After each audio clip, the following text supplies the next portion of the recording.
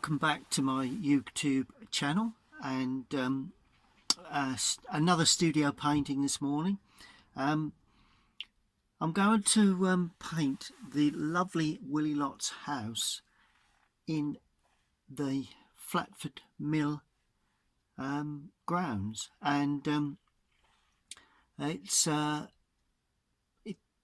well-known sort of landmark, really, Flatford Mill in general. It's now a field study centre, and they run courses. Unfortunately, with the COVID-19 situation, that is now not a option, I don't think, but it will be up and running again very soon. I've taught for a number of times over many years down at Flatford Mill. It's a lovely place to visit and paint. And I thought I'd take on this scene of Willy Lott's house. He was a worker that worked at Flatford Mill for the Counstable family, and it's a lovely part of the world and very inspiring to any artist, really. Constable's birthplace was in East Bergholt, but where they lived with the family that owned the mill, and that is in this position actually behind us, but this is the mill pool itself. And the reason for looking at this subject is the reflection, which is always an interesting feature on landscapes to paint. So let's crack on and see where we get. I'll show you how I paint this version of Willy Lott's house. My normal setup, a palette that I've freshened up, just a simple palette really, nothing too technical about that, and basic brushes really. And I've already put the drawing down just to save time. It's not a difficult subject to draw, although it's a subject that takes a little bit of thought when it comes to drawing, but overall I think it's come off the drawing side of things. I've actually moved from the photograph, I've moved the house over to the right just a touch, so I've got less of an area there, creating more distance there. So when I come to paint, that's where most of my distance will be, and a nice track that leads around the back, and really looking forward to painting this one. Okay, now I'm going to pick out a couple of largish brushes. Large mop, this is not so large, it's number 8, but I've got a large mop brush there, and I'm going to start off just purely by putting in some warm tones. Now I'm going to use light red on the building, so I'm putting in a little bit of light red into the sky, just to give that a bit of interest within the sky. I want a lot of you know, with a subject like this you don't want too much interest, but it's nice to have a bit of warm cloud work. And I'm going to use ultramarine. Let's try ultramarine for the blue areas. Now where it's dropped into that soft area, nice little bit of crispness there, a little bit more blue this side, and then in the lower area I'm introducing blue. Chimney, there's a little bit of blue up there. That's looking pretty good. Then as I come down, a little bit more blue there at the lower part of that cloud, and that's going to go behind that tree and down into the distant area. There we go. Look at that. Nothing more simpler than that to create a simple sky. And then all you do, you just then decide where you're going to have your soft areas, and I'm going to have a soft area in the lower part there, so I'm just lifting off just a tad there, perhaps there, just softening off and just tease that across really. But other than that, that is just going to just soften down into that area, this softening down there, because I'm going to have dark trees there, well, fairly dark, not too dark here, but very soft distant trees there. So that is the sky gone in. Nice bit of warmth that will balance with the roof work of the building. Now I'm going to use cerulean blue with a touch of water, and that's a lot of cerulean blue. So let's just lift that back a touch, because I want to get a bluey distant area there, which I think I've achieved. Yep, that's nice and blue. And as I come down, I'm leaving the building unpainted. If you notice, I've been around the roof work, and I'm going to leave, there's a lovely fence area. I'm going to pick around that. There's a building there, and also, as I say, a little bit of fence work. There's a couple of figures too. They're going to remain white paper at this stage. Good. And don't really need any depth this side, so we'll bring that right the way down like that and let that dry off. Now I'm going to paint in, there's a bit of a distant tree there, so I'm going to use this cerulean again, but this time I'm putting in a little drop of raw sienna with that, because that's going to be a more local green, but albeit fairly distant. There, like that. Bit of crispness there. And that goes into the distance. So I'm adding a bit of cadmium to that, because this I'm putting in while it's still damp at this present moment. There we go. This is that tree that actually stands behind the corner of that building, and it's a little bit more of a local sort of tree, a little bit nearer to us. Then I'm adding Prussian blue with burnt sienna, because I want this tree to be fairly dark against that corner there. We will be putting in, I've made that nice and soft. That's coming down the side of that building like that, and that blue actually created a nice feeling of depth. See where I'm getting that blue, although it was quite a strong blue, I'm getting quite a lot of depth from that, and I'm really going quite strong now with this mix fairly early on, which is interesting for me. I normally leave these sort of dark shades until later, but there you go. And we've got to be fairly dark underneath where those just been a little bit careful here. I want to show those posts. We will be darkening them later, darken the colours off later, but nice to show a bit of depth. There we go. And there is a bush affair there, so that's worked quite well. And just show that little bit of another bit of tree work hanging over there. Good. Now something a little bit more yellow for this area, which is another tree that's standing there.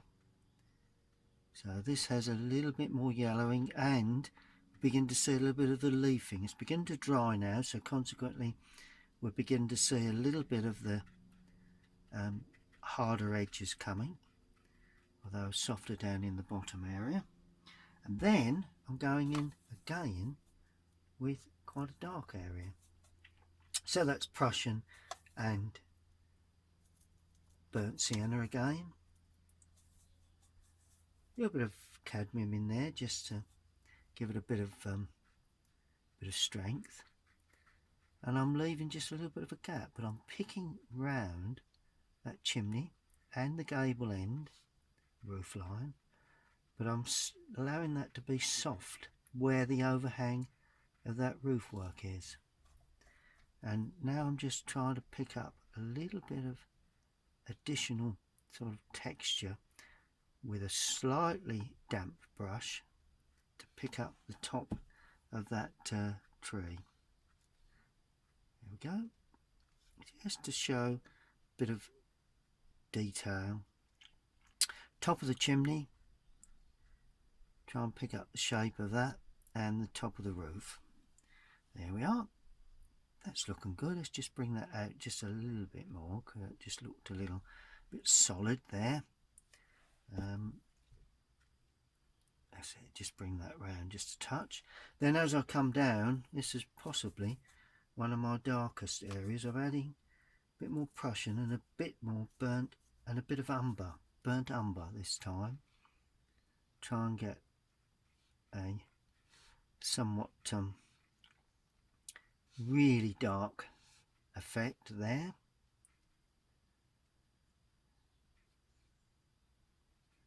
There we go, and that's tucking back into that, and that's all going nice and soft. That's looking pretty fantastic. Yep, that's all looking good. Just got to lift off a little area there with a dryish brush. Don't want that to run in too much. I'd like to have a nice crisp edge there. There we go. See if that holds. Good. And clean that brush. Let's just lift off the paint there, because I want that to be fairly light. And have you noticed I'm not painting the water at this stage? But what I am going to paint now, I think that's just about dry, is the lovely green. I'm using raw sienna for this with a little drop of Prussian in there, because this is a nice summery sort of green. This, not too much dampness on the brush to start with. There we go. And notice why I'm just trying to pick up the way the leafing overhangs and the openness with some quick brush strokes into that crisp cloud area there. Look at that. Isn't that fantastic? Leaving a bit of gap here and there. But then of course as I come down into where the hedge will be, I'm going to add a bit of burnt umber with a bit of Prussian blue to try and get, with a bit of raw sienna, to try and get a slightly darker feel. Not too dark, because it is a sunny area. I just want to show the underside of some of those branches which would be in shadow as they overhang there. See the crispness of that? I'm just going to go one tone darker now, a bit more blue. It's the blue that makes it dark with this Prussian.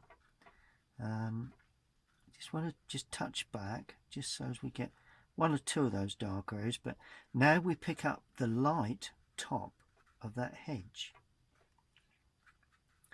So you can make it spiky, you could make it quite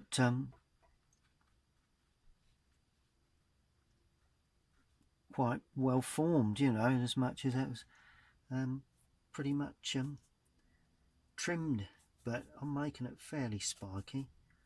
And then I'm going to go really dark into this area here. Just one, two little dark touches there. See, it will dry considerably lighter, so I'm not too concerned about it being really, really dark. And then I'm just introducing that as an overhang area there.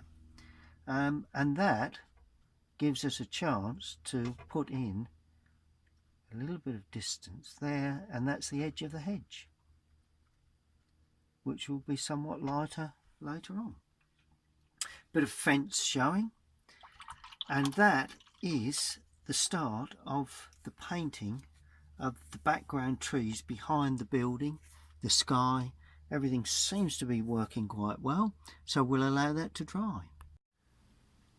Well, there's the scene in hand that we're going to paint, and I've already laid some colours on, as you saw. Really, this one is all about tone. You know, I mean, you've got the building itself, light areas, shadow work. I'll keep the shadows almost similar to what they are, but either side you've got dark trees. Then you've got light area and a light area there, and fairly light in front. So, you know, when you look at a subject like this, you've got to look at the tone as well as the colour, and the tone of that colour. So whatever colour you see, you really need to study the tone of that colour. And this is as far as I've got with the painting so far. It's all dry now and all ready to take some more paint, and I think I've got that fairly well in view. Good. Right, let's move on fairly quickly.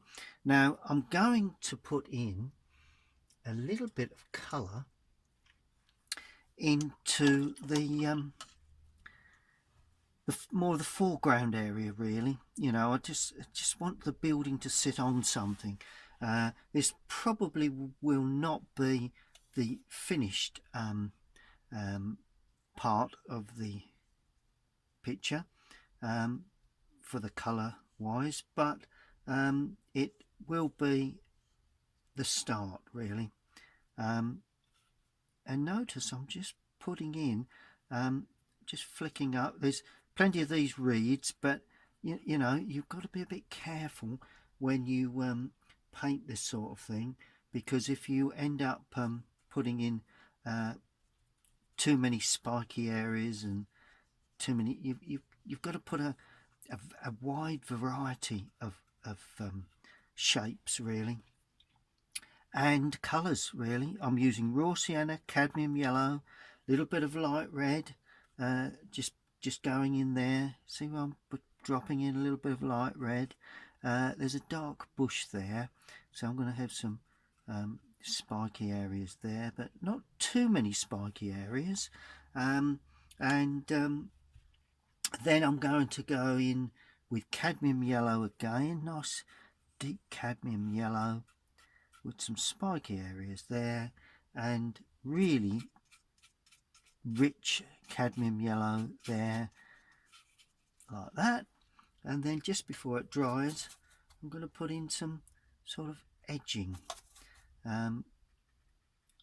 just to allow that, particularly along the water line. Quite often there is some darker patches along the water line, and that's why I'm banging those in now. And that's quite dark there. There is some little light, obviously the light is coming from the right, and just one or two little touches there. And along the edge here, always nice to have more bolder brush strokes as we head towards the foreground, because they are considerably closer, which they are.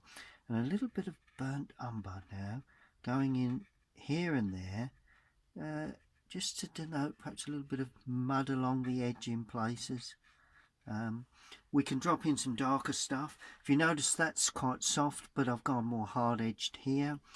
Okay, that's all we need to do for that. Now I'm going to paint the building. Now let's get in the roof area. It is aged, it is an old building, but I'm going to paint in a nice rich, initially a rich, quite yellow, so I've raw sienna and light red to start, like that. and a little bit, leave the chimney till later. There we go.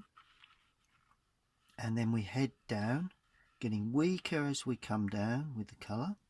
And then I'm going to put in burnt umber with a little ultramarine,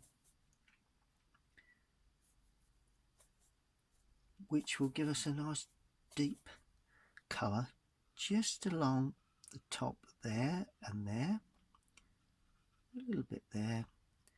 It's really to give us an indication of the darker colour that's, and also down the tile work on the left hand side.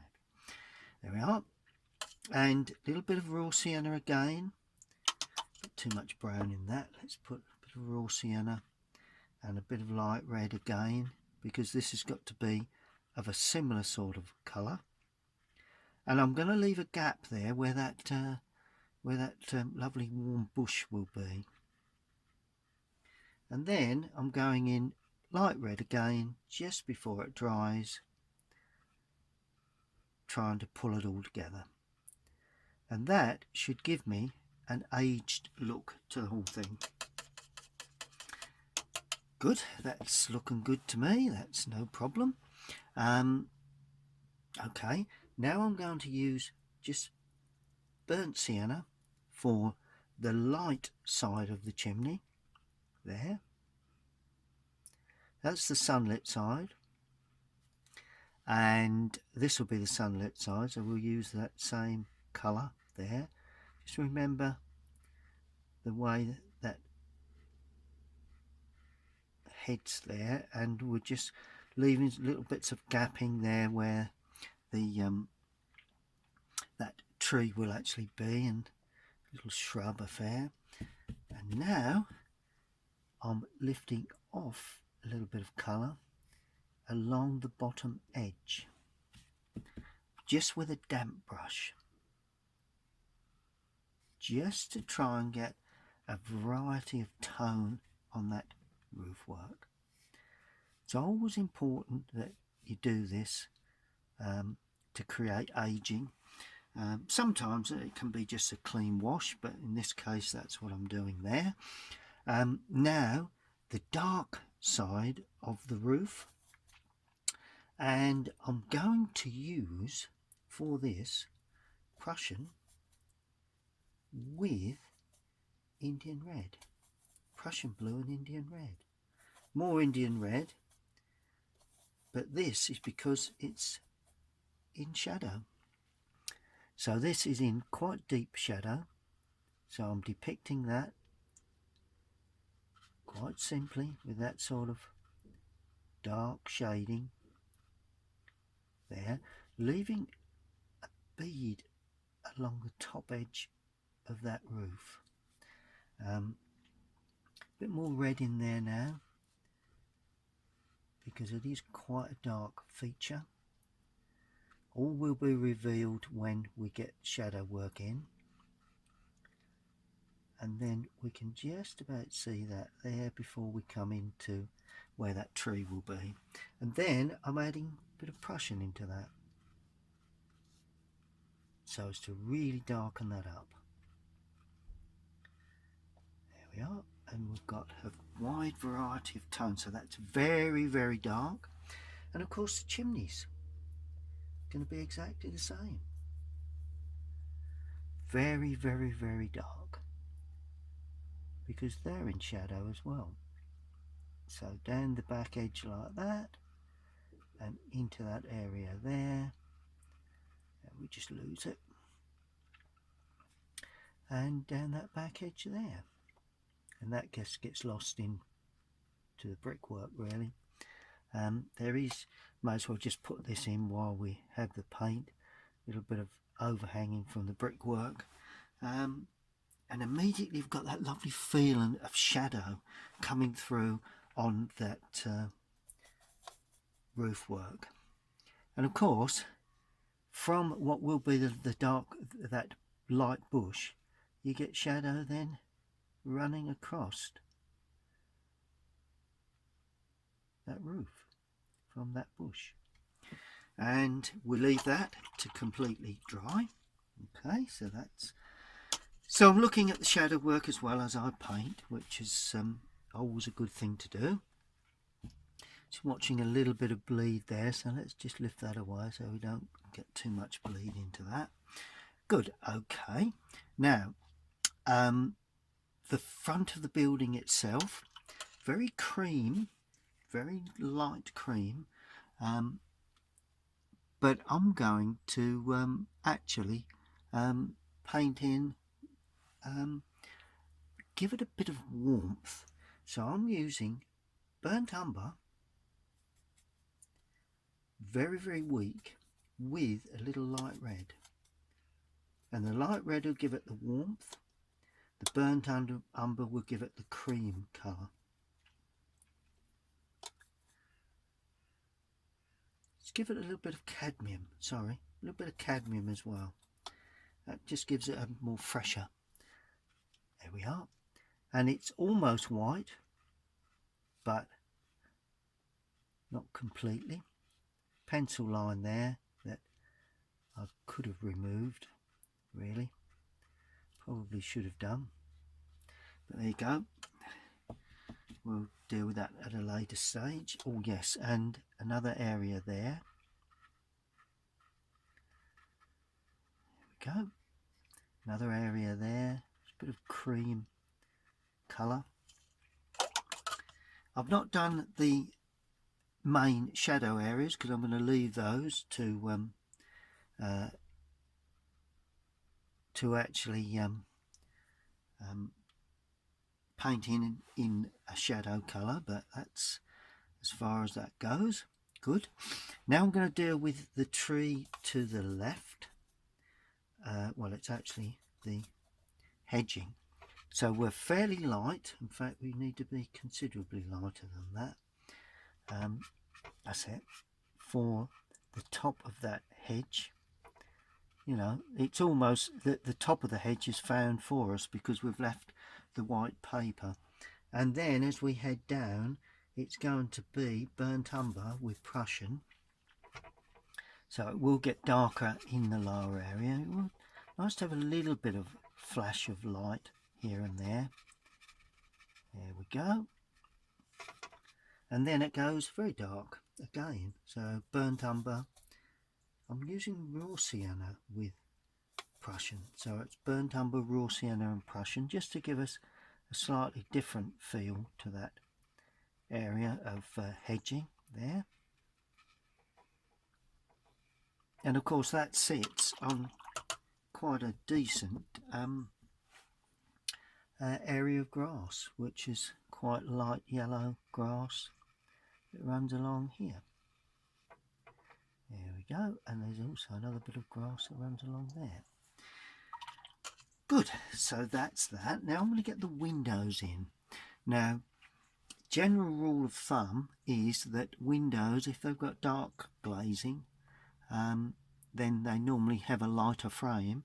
These have got quite a dark frame and overall quite a dark glazing. So I'm going to use burnt umber and Prussian blue, right, with a little light red in there, just so that it doesn't go green, because burnt umber and Prussian blue will give you a green if you're not careful. And I'm just stroking in the windows like that.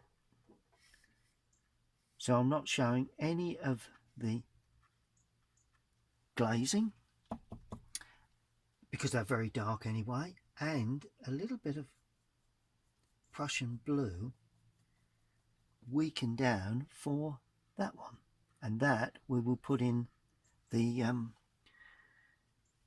the framework later on when we come around to doing the finer details. Now I'm going to paint that. We're going to let that dry, having said that, because it's still a little bit damp, so let's allow that to dry. Okay, well, I've mixed up a little burnt umber with some Indian red, because that's the sort of colour of that bush, and I've removed quite a lot of moisture or paint, and I'm just spreading that across, allowing some of those areas just bleeding. It's still a little damp, but I'm not concerned about that because it's quite an open little bush. But and then on the left hand side I'm going to add to that light red, or Indian red, I'm going to add Prussian to give me that dark warm colour, and that is for the area that overhangs on the left hand side because it's in shadow. There we go. So that, and one or two little bits around the base edge, and of course we do have a little bit of a, I think there's a couple of main stems there that sits on the side like that, and we allow that to dry. Notice how I've kept it quite open, you know, so there's plenty of glistens of light there, all looking particularly well. While we've got a little bit on the brush, let's just pull this across, make it a little bit, there we are, that looks better. Don't want a hard edge there. Good, so we'll leave that at that. Don't want to get too fussy. And we've got a really dark bush there. Now for that, I'm going to go down to a slightly smaller brush here now, and for that I'm going to use a brush that points. I'm going to use Prussian blue with burnt umber, and it will be dark, probably the darkest of any colours that's quite dark that we have on the painting itself. So it's very dark, so it's still dark against that distance, but it is very dark against that area there. And of course then we can see it actually stands up and shows off the tops of the reeds against the waterline, really. Now I'm going to use, I'm going to put in a couple of figures shortly. I'm going to use a bit of brown, a bit of burnt sienna, and gently tease in a bit of colour onto the fencing, so it's not completely white, has a little bit of colour on the fencing, and then we can shade that. All the time we're thinking about how shadows will work at a later date, and also how to produce the water. Now I'm going to produce the bulk of the shadow work, really. I don't think there's too much more to do. Well, having said that, let's just put in ultramarine and burnt umber. Now the windows are dry, before we do the shadows, let's put in the actual frame work of the windows. And we've got the frame, and we've got a wood area there and there. We have the framework and the sill. That's it. And I think we've got three uprights and a cross section, and the sill. Same here, may as well put those in, and the sill as well. And notice I'm putting them in quite quickly, trying to get a reasonable sort of feel to those, so they're not painted in too clinically, really, you know, nice and loosely. Good. Now I'm going to look at shadows.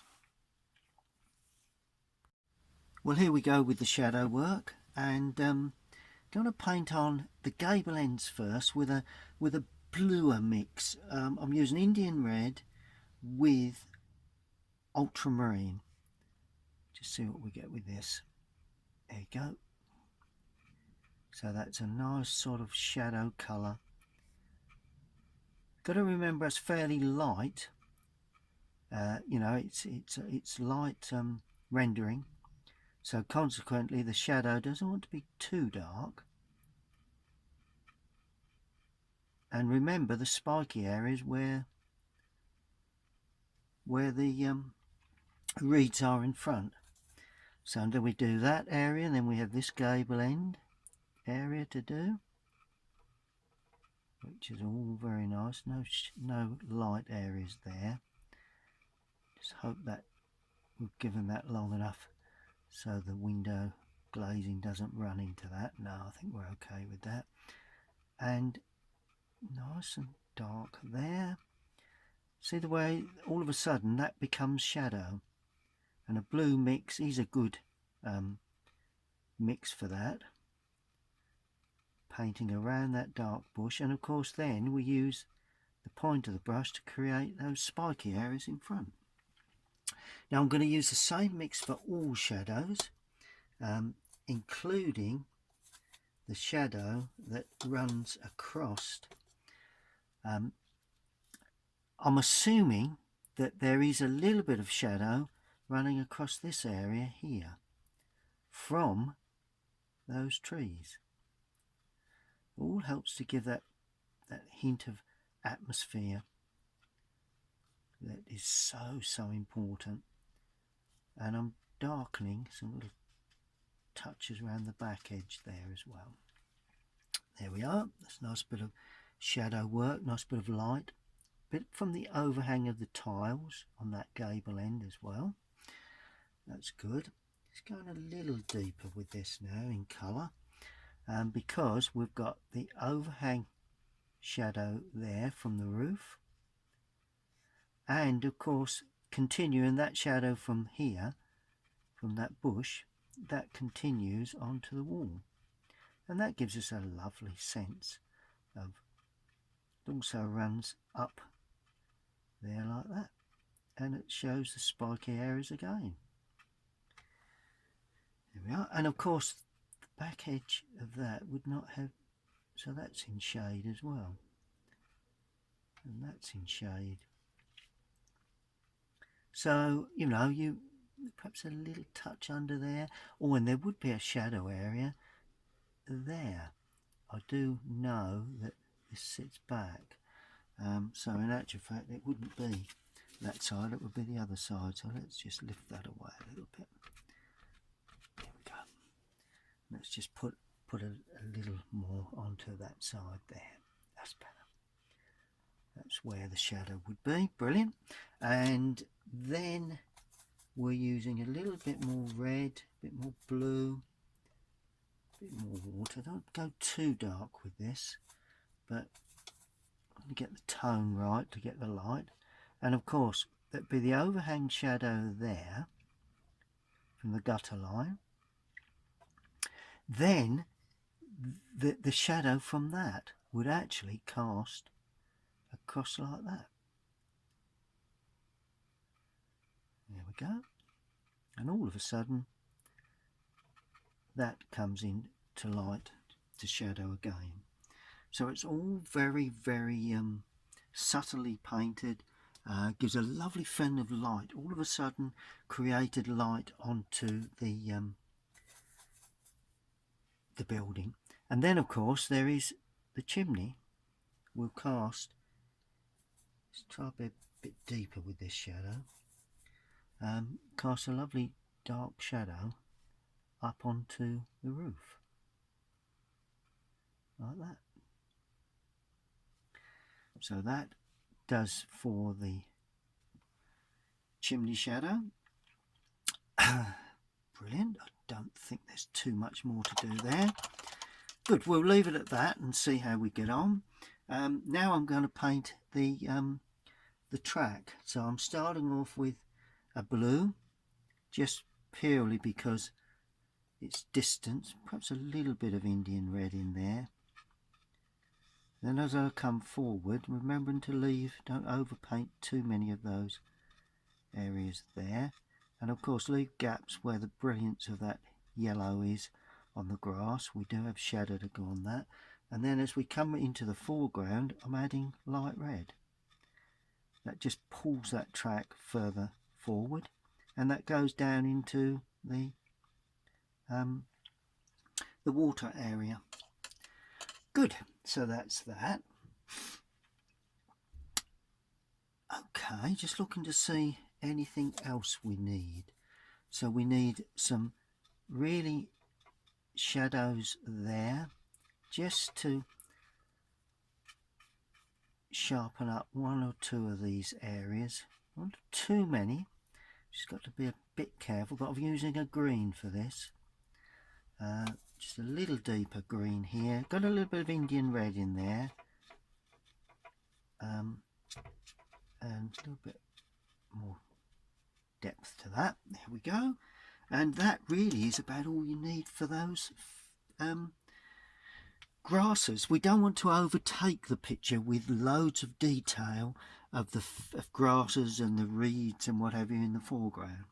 So that's looking quite good. Just a little bit of darker area at the base of that.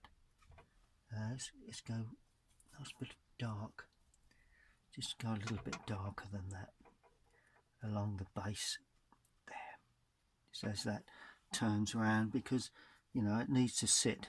Just soften that a little bit, because it turns down into that the underside of that hedging, really. It just tucks around the corner. Good, good, good, good, good. And then finally we do have a shadow, which is quite a bit of red, Indian red, ultramarine again, for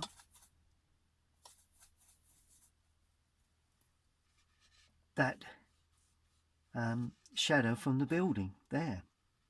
So that runs across there like that. And that's quite narrow, doesn't, because it goes to the gable end a point, but it runs sort of like that, really, I suppose. Yeah, we can say that's about right, I think. Good. So that really is the main part of the picture. I may put a couple of figures in once that completely dries around that distance area somewhere, but they will be in shadow, coming out of that shadow, so they'll be quite dark. But other than that, it's really the water area that we need to attend to. Okay, well, there is the scene, Willy Lott's house at Flatford Mill, and this is as far as I've got. Now I'm going to show you how to produce the water. Now the water is, I've put in some basic drawing, but if you notice the drawing is very jagged edged, because I want to get that jagged edge feel. I want movement in the water. It's on the picture, it is quite jagged. I mean, it looks more or less a mirror, but if you look closely, the edges of the building where the tones change against the lights and the darks, it's actually considerably jagged, and that gives a sense of movement, really. So what I'm going to do, I'm going to the simple way of painting buildings in reflection and a bit of greenery, really. Now I'm going to paint the building first before I do the actual sky and trees, and really it's a matter of picking up where the tones are. Okay, so the building tone, right, that front edge is quite a blue sort of shadow, but when you paint shadows, they need to be considerably less intense than the actual colour you're painting. A bit more sort of greeny, really, because that is reflected, but it's not a mirror. Water has a little bit of colour, So consequently, the painting of that area needs to have just a little bit of colour, and that's normally a little bit on the green side, and that's the way I'm depicting it really.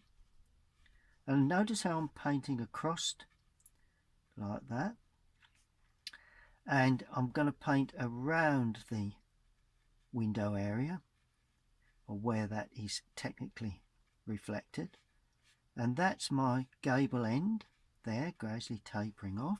So that's the reflection of that, using the same colour for this one there. Okay, now I'm happy with that, which I'm quite happy with that. I'm going to use that for the bank of the water, which is, let's start here, because this is where the bank reflects into the water itself, like that. So they are the reeds, and I'm not drawing them down, I'm drawing them across, and that runs across that area. There we go. So this is the actual reeds reflectant in the water, because they stand first in front. There we go, and we pull that across like that. I don't want too many white areas. There we are. So immediately you've got the bank in reflection and the two gable ends. Good, that's looking quite good. Now I'm going to put in the lighter areas, that roof, and let's do the walls first. Now this is more or less just raw sienna, and it will have a little bit of greeny hint or tint. Let's just add a bit more green hue to that, but it's got to be quite light. It's got to be a different colour to the colour of, you know, you've got to see a separation really, and that runs like that. There is the chimneys to come in and the gable ends and everything, but basically that's the way you produce these water effects. Notice how I'm giving jagged edges. Always a good thing to do. Then I'm going in with the roof colour. Well, for a start off, I'm using burnt umber with raw sienna, with a little bit of light red, but not too much. I do need a little bit of Prussian because it's got to be slightly green. Need to have a reasonable strength, but it doesn't want to be too brilliant. Yeah, I think we can safely say that's pretty much it. Yep, let's just add a bit more red to that, and a little bit weaker in places. There we go. And we'll sweep that across like that. All very quick, very loose. And that's the way you produce the impression of, goes up there. Then of course we have the chimney, which is all very jagged. We then have the chimney look there. Can we get this in? Yeah, I think so. It's blurred a bit, but that's fine. That gives a sense of movement to the water. You know, it doesn't have to be dead the same shape, providing that chimney is under there and that chimney is there, and the gable end comes light and dark there, light and dark there. It all just gives that lovely impression of a reflection. Good. Then we have that lovely sort of coppery colour for the tree there, that I'm putting in there again, of a similar sort of colour like that, but of course it would be running across there like that. It's there we go. That's good. Yeah, that depicts that. And of course then finally the windows, which really are quite greeny brown really, but it's got to be sort of like quite a nice greeny brown. It doesn't want to be too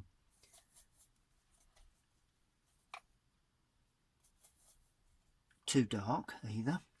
And then we just run that in like that. We run that in like that, and there's another one there, and there's another one just there, and that gives the impression of the windows. Okay, well, we're getting there. We are getting there with this one. Well, what remains now is to pick up the corner of the two builds really, and you know, generally light things reflect darker and dark things reflect lighter. Now I'm going to be quite dark with that corner to really show off up the corner of that building, just like you can see there. And I'm going to use, for that, I'm going to use Prussian blue. It's a good colour for mixing with waters, and burnt umber with a little light red in there, just to so as we don't get a perfect green. I'm not looking for a perfect green. It's got to be what I'd call a watery green, which and quite dark too.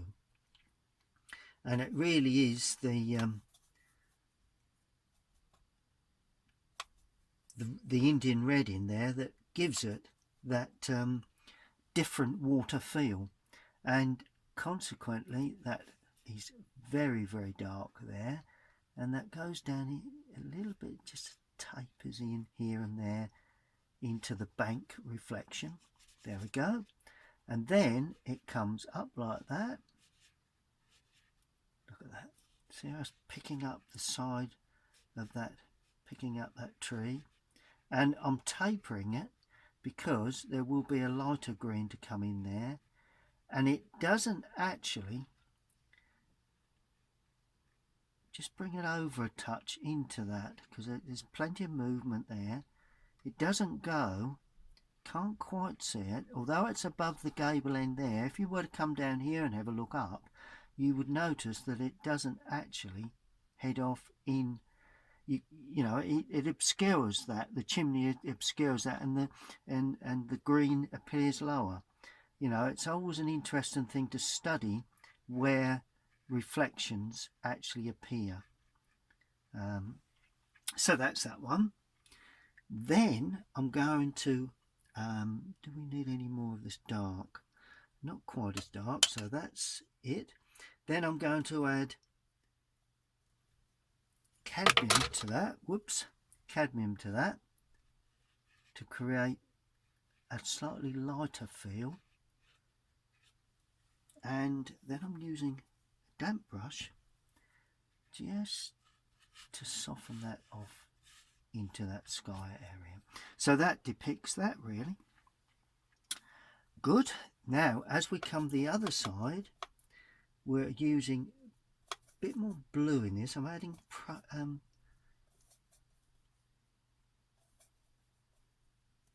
with ultramarine blue into that mix, so as it's more of a distant sort of a green, but it depicts that corner there like that, and that then comes across like that, and there again it doesn't quite show above that gable end like that. Yep, that's looking good. That's more or less the reflection I'm looking for. And then weakening that a little to give the sort of distant feel there, get a bit of bleed in places. That's it. Brilliant. and then it breaks up then into a bit more movement before we get the sort of blue sky really. And I'm using ultramarine for this, and there's going to be a little bit of green going in.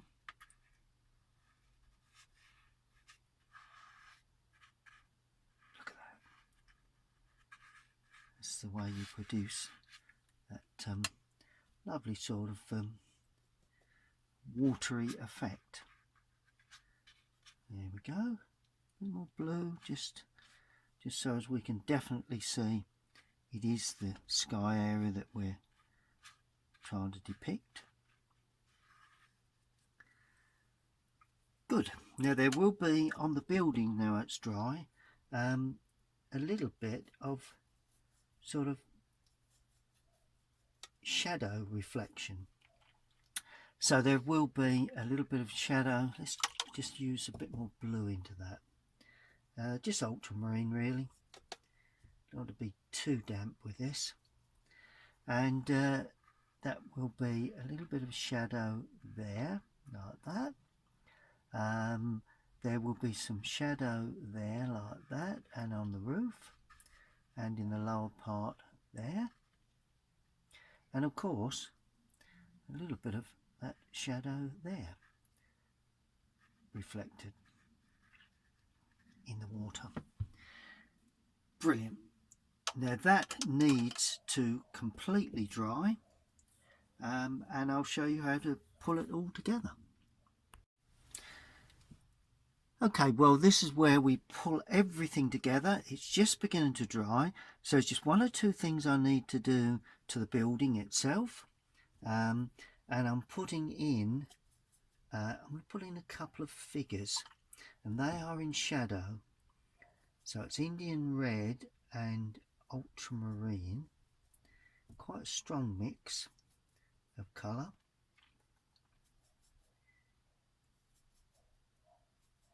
Because these figures are in shadow, so we've got one, there's a figure there,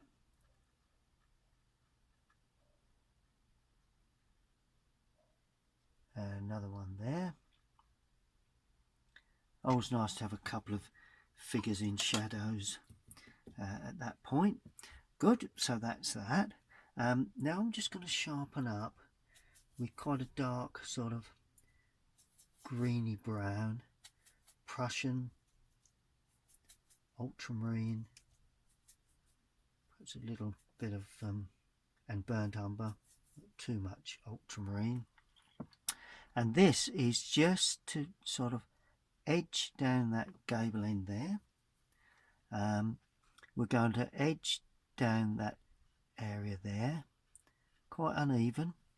Going to edge along, obviously there's a bit of gutter, but I'm not showing too much of that, but I'm just putting in where the tiles would actually overlap. Probably wouldn't see too much there, and we'll see a little bit of tile work there perhaps,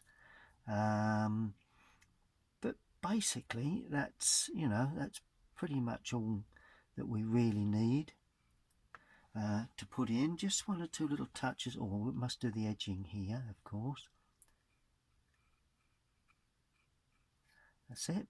All just helps to give it that aged sort of look to the whole thing. Good. Now, what do we do with the water to pull it all together? Well, we're going to add a little bit more colour to the roof. So I'm adding a bit of light red now and over painting the colour that we have on. There we go.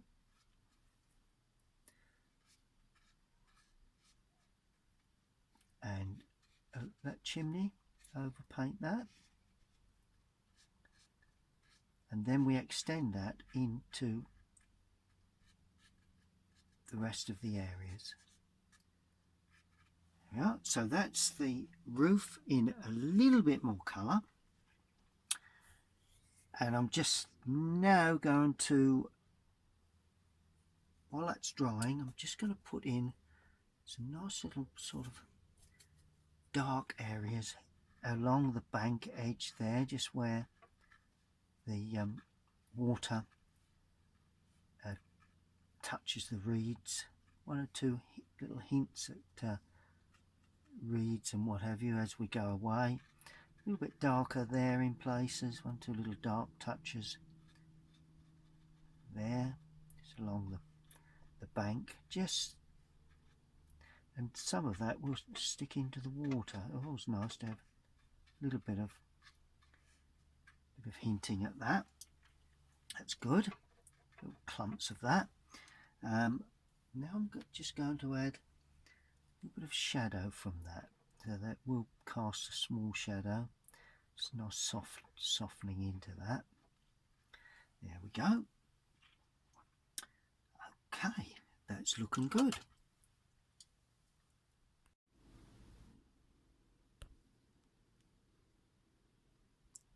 Well, the final thing you need to do with this particular demonstration of how to get a feel of a reflection without getting too bogged down is to put an overall wash onto, and it will level all them colours.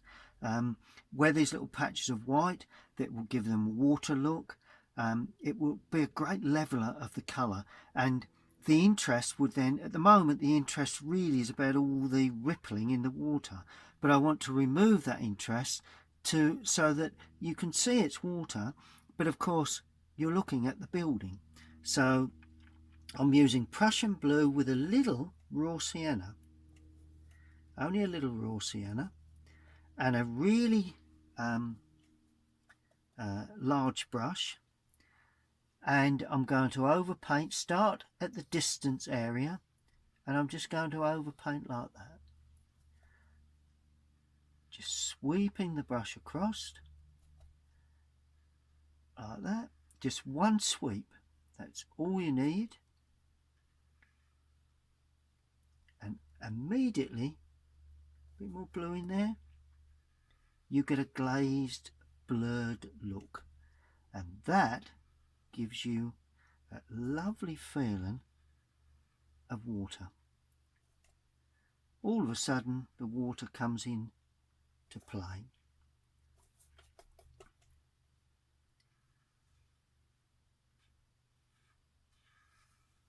There we go. And all you need to do is to allow that to completely dry.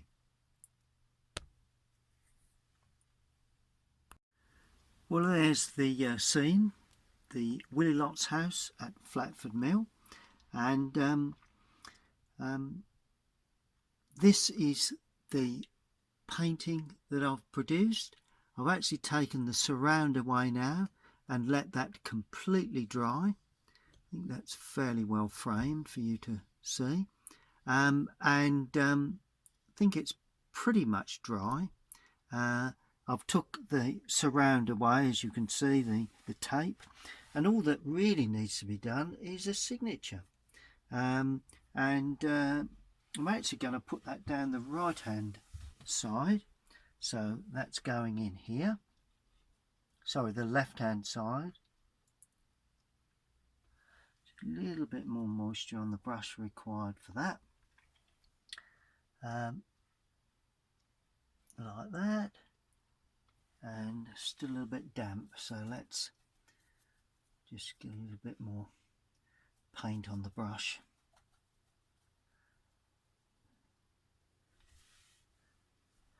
Yep.